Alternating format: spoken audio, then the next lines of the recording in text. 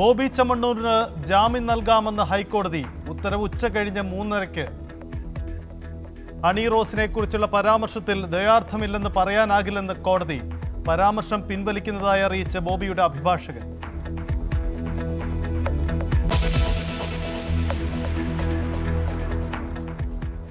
റഷ്യയിൽ യുവാക്കൾക്ക് നേരിടേണ്ടി വന്നത് നരകയാതന. കൂലിപ്പട്ടാളത്തിൽ കുടുങ്ങിയ മലയാളി യുവാക്കൾക്ക് നേരെ നടന്നത് ഡ്രോൺ ആക്രമണം.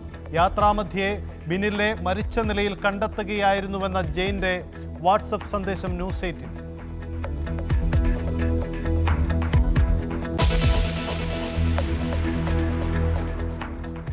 വയനാട് ഉരുൾപൊട്ടലിൽ കാണാതായവരെ മരിച്ചവരായി കണക്കാക്കും.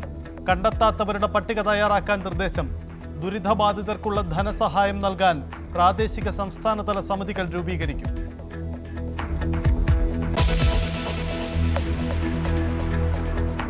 നിലമ്പൂരിൽ തെരഞ്ഞെടുപ്പ് ചൂട്. ചർച്ചകൾ ആരംഭിച്ചു. അൻവർ രാജിവെച്ച ഒഴിവ് ഇന്ന് തെരഞ്ഞെടുപ്പ് കമ്മീഷനെ അറിയിക്കും.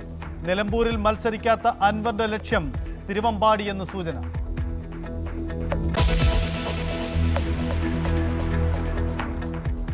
മകരജ്യോതി ദർശിക്കാൻ വൻ ഭക്തജന തിരക്ക്. സന്നിധാനത്തേക്കുള്ള തീർത്ഥാടക പ്രവാഹം തുടരുന്നു. ഒരുക്കങ്ങൾ പൂർണ്ണം. ജ്യോതി ദർശനം വൈകിട്ട്. കർശന സുരക്ഷയൊരുക്കി പോലീസ്.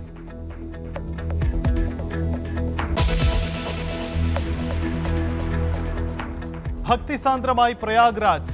മഹാകുംഭമേളയിൽ ഇന്ന് അമൃത് സ്നാനം. ലോകത്തിന്റെ വിവിധ ഭാഗങ്ങളിൽ നിന്നും തീർത്ഥാടക പ്രവാഹം. അമൃത് സ്നാനത്തിൽ പങ്കെടുക്കാൻ ആപ്പിൾ സ്ഥാപകൻ സ്റ്റീവ് ജോബ്സിന്റെ ഭാര്യ ലൊറീസും പ്രയാഗ്രാജ്.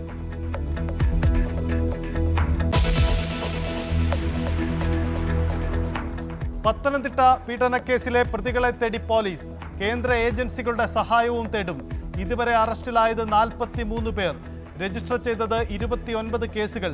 ശേഷിക്കുന്ന പ്രതികൾക്കായി ലുക്കൌട്ട് നോട്ടീസ് പുറത്തിറക്കും.